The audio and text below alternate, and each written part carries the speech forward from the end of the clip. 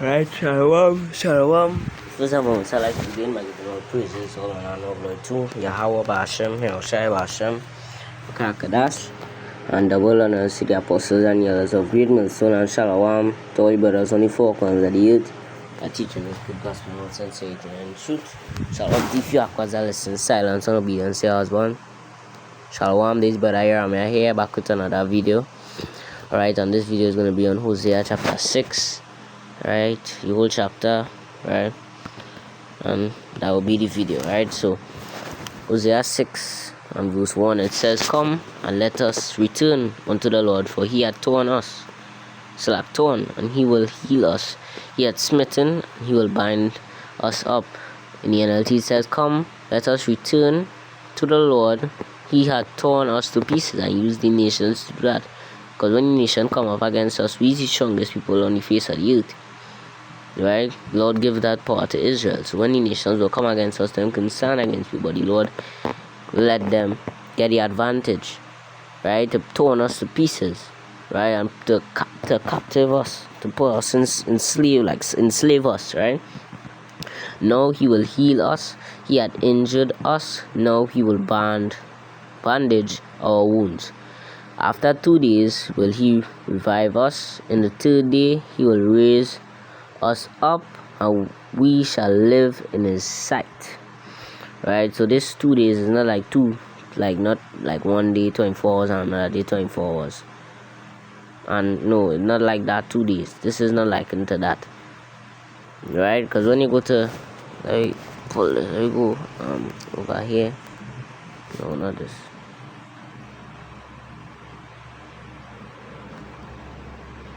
So that you go to 2 Peter 3 and 8. It says, "But beloved, be not ignorant of this one thing, that one day is with the Lord as 1,000 years, and 1,000 years as 1 day." Alright, so 1 day, as it says, "But beloved, be not ignorant of this one thing, that one day is with the Lord as 1,000 years." Right, so this 2 days here is not talking about like 2 days, which is 24 hours. 1 day is 24 hours. No, we're not talking about that. I'm talking about 2,000 years, right? And for them 2,000 years, we was dead. One day we had to go to just to prove it. Revelation 11:8, right? It says, "And their dead bodies shall lie in the streets of the great city, which spiritually is called Sodom and Egypt, where also our Lord was crucified." And this don't literally mean dead bodies. It mean we was dead. We was in a dead state, right? We didn't know the Lord. We didn't have this wisdom and knowledge we have now, right? So that was 2,000 years, right? Them 2,000 years we was dead, right? For them 2,000 years we were spiritually dead, right? The Lord didn't open his understanding to us. We was dead, right? And then he says, when we go back to the Hosea, so like where it is, right? No, Hosea 6 and 2. When you go back now, it says after 2 days, right? After the 2 days we was dead. For the 2 days, now going into the third day. In the third day he will raise us up, and we shall live in his sight, right? And we was already living, right? But what did live means? He can breed the understanding into us, the wisdom and knowledge. He can give us that, right? He will raise us up in the third day, right? Because I had the precepts noted, right? The first one, the second one, live in his sight, the Genesis 2 and 7 says, "And after the Lord formed man of the dust of the ground, and breathed into his nostril the breath of life, and the man became a living soul." He was already living, but the Lord breathed into him the wisdom and knowledge to know, right? To know that to know, slack, I get mixed up in words. My Lord breathed, wisdom and knowledge into him, give him the understanding, right? Became a living soul, and we're gonna live in his sight, right? That is what it's going into here, right? Because we was dead for that 2,000 years, right? But the Lord raising us up in the 3rd day, straight from our brethren, straight down to the elders, right? From our elders and bishops, and it trickled down to all of us, and we get it. So, we are gonna we are gonna live in His sight, right? Verse 3. Then we know, so like I was reading it in the but here verse 3. Then shall we know. So like I had another precept that was so like I'm gonna get it real quick. For the 6 first the Hosea 6 and 2 Proverbs 21. That's Proverbs 21 and 16. It says, the man that wandereth out of the way of understanding shall remain in the congregation of the dead. So what congregation of the dead? The people who is dead. That it says in the NLT. The person who strays from common sense will end up in the company of the dead, of the people who don't have the understanding. Right? So I just bring in that precept real quick. Leave with that, right? Going back, where is this? Slack. Let me just go back and I could get thing back. Right. Hosea 6 and verse 3. Then shall we know if we follow on to know the Lord. His going forth is prepared as the morning, which is as the morning is something sure. The morning is always sure to come, and He shall come unto us as the rain, as the latter and the former rain unto the earth. Because it had times where Israel was in a matter that they needed the rain for the crops, to feed the animals, for substance, and God would help them and give them rain, right? First in the NLT it says, oh, that we might know the Lord, let us press unto Him. He will respond to us as surely as the arrival of the dawn, right? Oh, the coming of rains in early spring, right? Verse 4. O Ephraim, what shall I do unto thee? O Judah, what shall I do unto thee? For your goodness is as a morning cloud, and as the early dew it goeth away, and the goodness goes going into righteousness. So that the Lord saying, O Ephraim, Ephraim and Judah, what I could do to all you? Ephraim is the just now if I could have pull up it. Bear my fast second. Right, look at here. Right. I'll download it and then I'll bear me. Right, so look at here, right? Judah. So it says Judah and Ephraim, right? And Ephraim is likened for the northern kingdom and Judah for the southern kingdom. Right, so get that, right? So he said, O Ephraim, right? What shall I do unto thee, O Judah? Well, I arrange in the NLT now. O Israel and Judah, what shall I do with you? Ask the Lord, for your love vanishes like the morning mist. The morning mist does not just come for a little bit and then it goes away and disappears. This disappears like the dew in the sunlight. So there the Lord saying, O Judah, what and Israel, what I could do to all you? O Israel and Judah, what I could do to all you? All your righteousness just vanishes like the morning mist. What I could do to all you again? Right? Then verse 5 says, therefore I have hewn them by the prophets, I have slain them by the words of my mouth, and thy judgments are as the light that goeth forth. Verse 5 in the NLT, I have sent my prophets to cut you to pieces. And days with the Lord does always do, He send His prophets to cut you. We can get a precept real quick. Acts is Hebrews 4:12.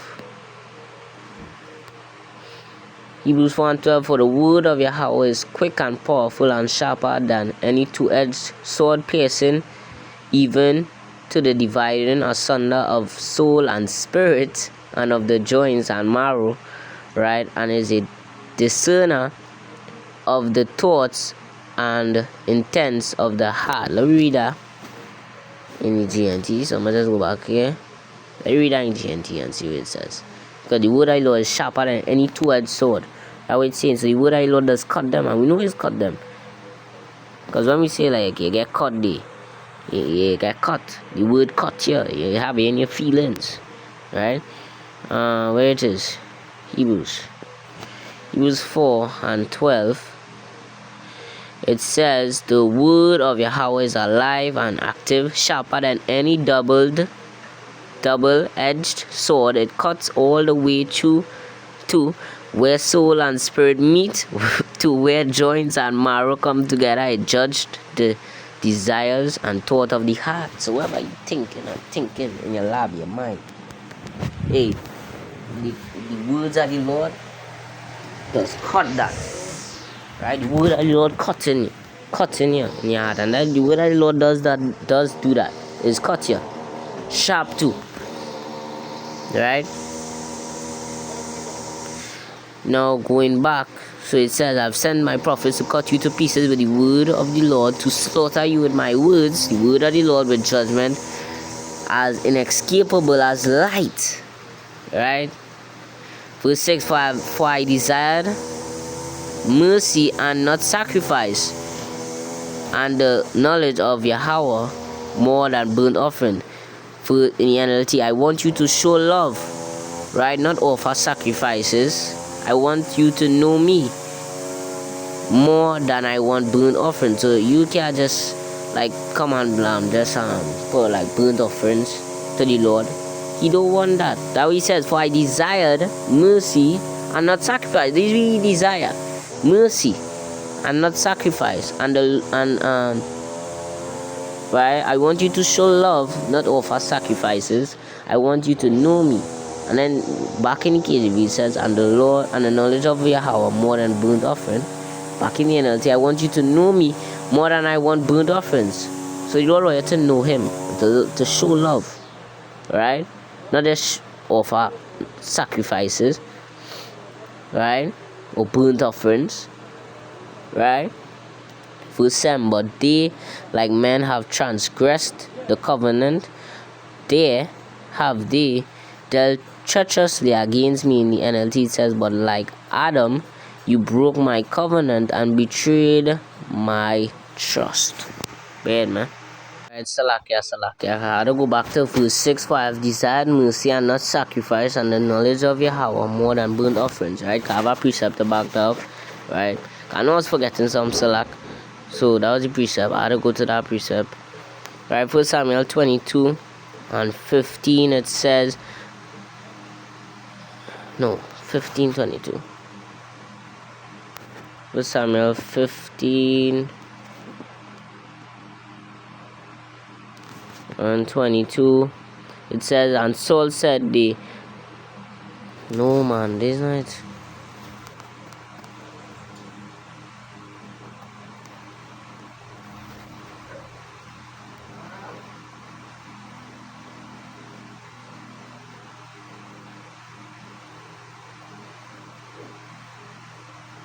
Bad man.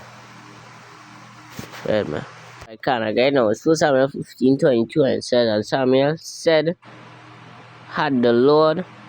So like, go back so you could see better on the other side. I have to go back and check because I really couldn't remember the precept. I really feel like I was forgetting some, so I had to go back and check from the Ella video. Where is right? 1 Samuel. First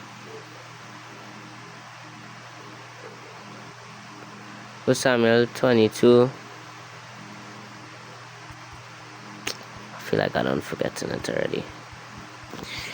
1 Samuel 15:22, it says, and Samuel said, had the Lord as great delight in burnt offering and sacrifices, and as in obeying the voice of the Lord. Behold, to obey is better than sacrifice, and to hearken than the fat of rams. So the Lord rather you obey him than give him sacrifices and burnt offerings, right? Now going back to man, supposed to send my straight back there.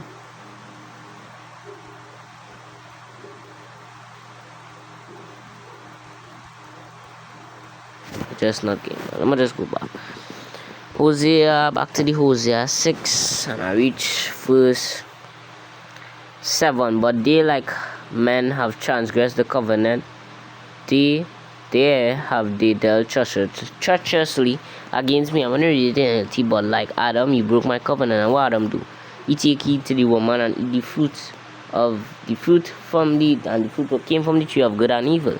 So he went on to other philosophies and things, right? It's not a fucking apple what the Christians will tell you, and none like that. He went on to other philosophies, right? Take heed to other philosophies, right? What are doctrines that would have been upon the face of the earth. So just like how Adam did that, you broke my covenant and betrayed my trust. You did the same thing. Gilead is a city of them that work iniquity and is polluted with blood. In the NLT, Gilead is a city of sinners tracked with footprints of blood. Verse 9, as troops of robbers wait for a man, so the company of priests murder in the way by consent, for they commit lewdness. And let me go into that word priest.